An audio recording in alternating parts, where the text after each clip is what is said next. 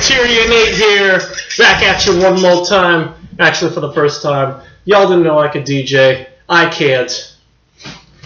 Number 381, Matthew Kassovitz La Haine, or Hate. 1995, 97 minutes, black and white, Well, this is a cheery little film. You know, this is bright. This is brightness and colors and all that good stuff, and you know, that's highly ironic because the film's in black and white. You know, yeah. So anyway, so basically, this is again a really just kind of a dark look at France back in the early '90s. There were a lot of hostility between the youth and the police, and this film kind of documents 19 hours in the lives of three young French individuals who, you know, just trying to live their lives, you know. So we got three guys. There's Vince, Said, and Hubert, all of different races. Vince is, I think, Jewish. Said is Indian, and Hubert is black, or African, if you will. And so, yeah, they're three friends who live in this like sort of the projects. And you know they basically are getting to mishaps and all that. And so anyway, and they're getting to gang fights. And one day, after one particular riot, their friend Abdul is sent to the hospital for injuries over some skinheads beat him up. And so they're in the hospital, and the hospital won't let them see Abdul because just policies. And so they're waiting out to find out the results and all that. Vince, they all have like all different kind of personalities. Vince is sort of very extremely anti-police, and very probably the most violent of the three of them. He has these fantasies as to him killing cops and all that, and so he's probably because he fantasizes that so much, he's probably the most dangerous of the three. So then I think Said's father, I can't remember if Said's father was I'm trying to look him up. I forget if it was his father or it was the police chief or something like that. But anyway, so I thought he was in it, but he plays some character. I think he's a policeman who likes them or something. So it's hard. It's a hard movie to describe the plot because it's almost plotless. I mean, there's little plot in the movie outside of the story about Abdul. And it just kind of shows their life from day to day. They steal food and go home to their families, and that's basically it. And and I guess the whole movie is done in one day. And so toward the end, they end up hopping a train to Paris, or like the downtown area, so they end up going into like an art museum, and just exploring they head up to this rooftop and like shout things at the police and skinheads. And so, but later on they find out that Abdul did die in the hospital while because they missed a train back home, so they have to bum it in town. And so they, while they see a news report that Abdul died, and so Vince is even more, determined to kill someone. And then toward the end of the film, they end up running into the skinheads that basically shot Abdul. And Vince, now blood hungry, or bloodthirsty, bloodthirsty. He wants blood. Ends up kidnapping, one of the skinheads, and holding him point blank, in the head, and the skinhead, who is played by Cassavetes himself, is begging for mercy, and Vince, wants to shoot him, and Hubert, is sort of telling him not to do it, and Vince ends up, giving up and letting him go, and so then, and the next morning, they all part, and Hubert, and Vince ends up giving Hubert the gun and saying, just take it, and so they part, and Vince and Saeed go one way, Hubert goes the other, and as they're walking, a police car comes up, and it's revealed that it's the policeman that they were taunting earlier in the movie. And so the policeman holds Vince, at gunpoint. Hubert turns around and sees this and starts walking back toward him. And the gun accidentally goes off, and Vince is shot dead. And Hubert, seeing this, infuriated, sees this and holds the gun at the policeman. The policeman holds the gun at him, and Saeed just watches helplessly, and he closes his eyes, and a gun is fired, and it's not sure who shot, and that's basically it. That's the end of the movie. It's a very dark and gritty film about the youth of France back in the early 90s, and it does require a bit. I feel like it does require a bit of context of what was going on. There were a lot of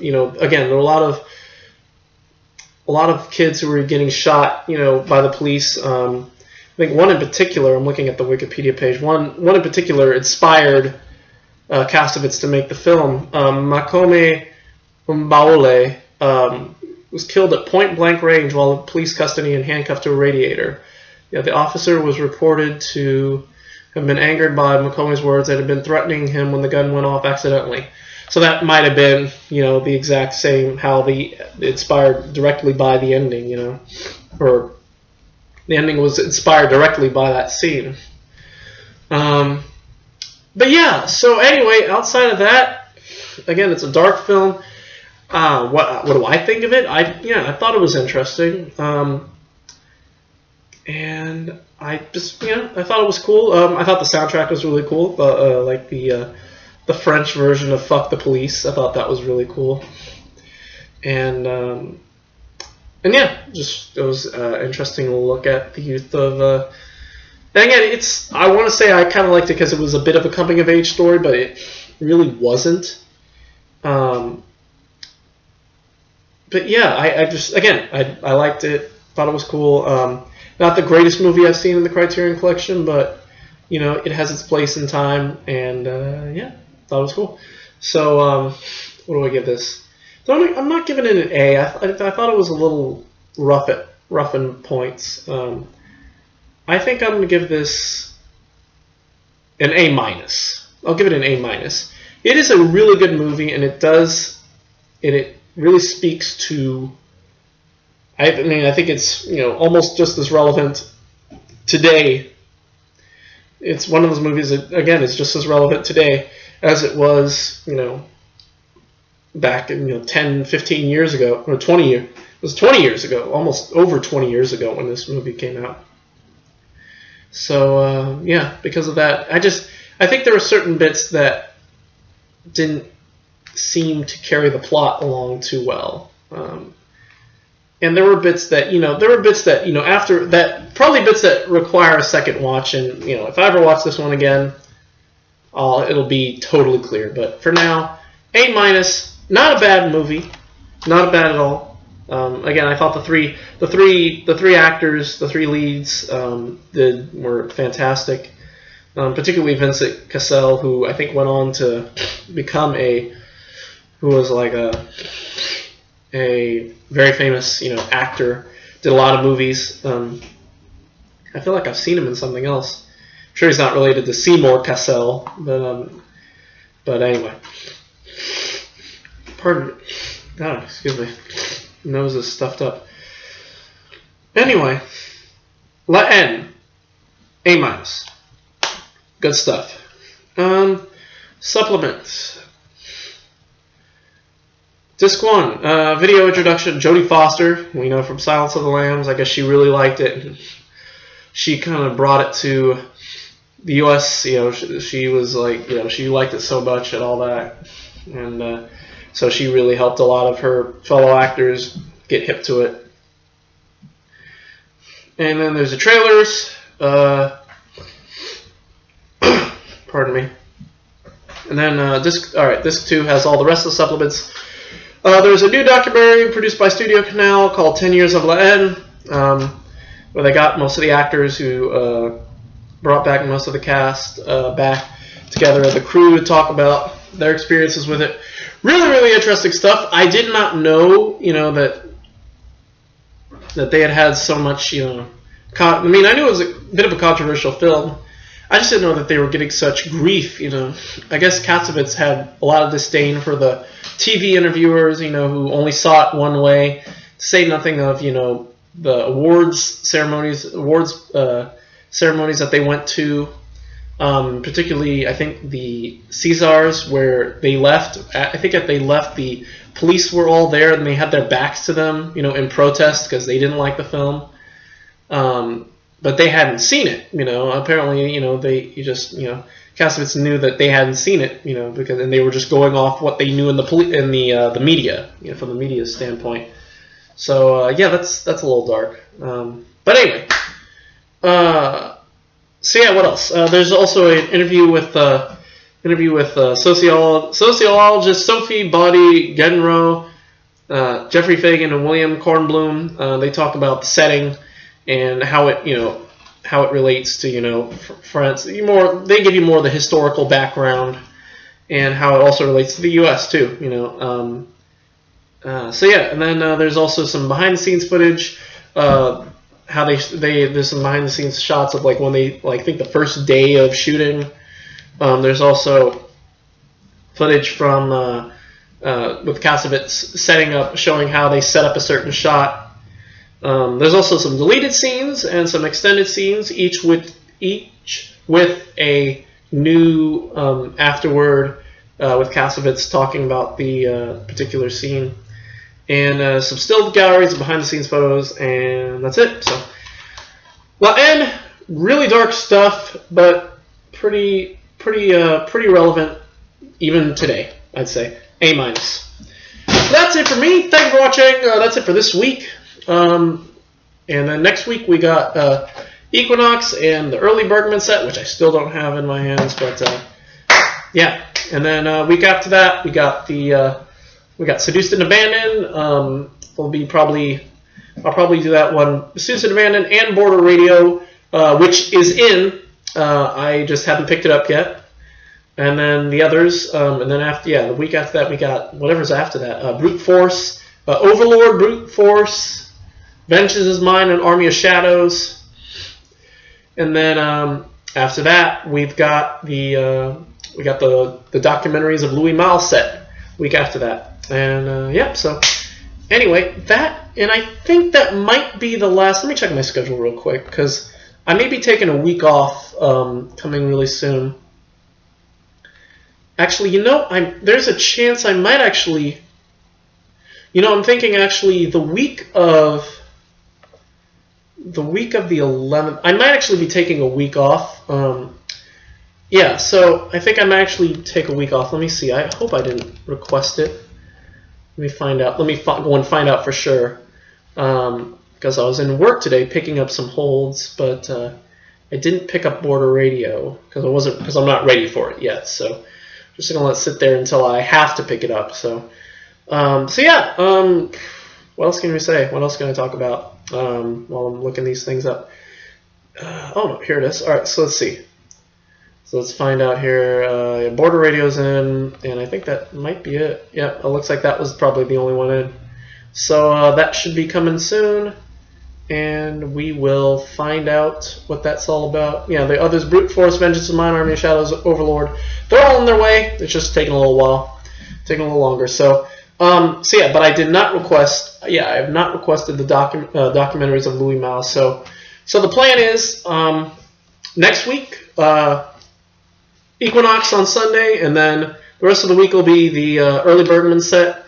Then the week after that will be Seduced and Abandoned, I think next Sunday, the 5th of February.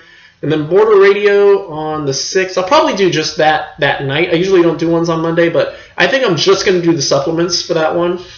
Seduced and Abandoned, I'm definitely going to rewatch that movie. And I might do it for Equinox too. Although I probably won't. I might skim it again just to refresh my memory as to what this movie's about or how the movie plays out. But Seduced and Abandoned I may redo again, and I may even delete my old review. I don't know. But anyway. So yeah, and then that week, and then yeah, the Tuesday, the 7th, we'll do Overlord, and then oh no, actually Overlord we might do. I'm trying to think here. Overlord, we might. I don't know. I'm thinking.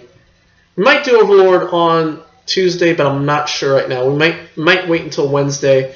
Might do 2 on Wednesday, Overlord and Brute Force. Depends on the supplements. I got to find out what the supplements are for all these discs. There's a chance we might do 2 on a certain day, on Wednesday, Thursday, or Friday. We'll see. Because I think Tuesdays are ramping up to get kind of busy for me right now, so that might not work out as a day, but we'll see. Anyway, that's it for me. Thank you for watching. Don't harass skinheads and policemen because you'll die at the hands of them, or don't shoot policemen or skinheads. Well, yeah, I don't know. That's a hard one. I know there's one. I know there's a good one here somewhere. Yeah, just no bad policemen. How about that? That's the best moral I can think of right now. No bad policeman. Don't be a bad policeman. That's it for me. Thank you for watching. We'll see you on Sunday for our rewatch of Equinox. And until then, goodbye.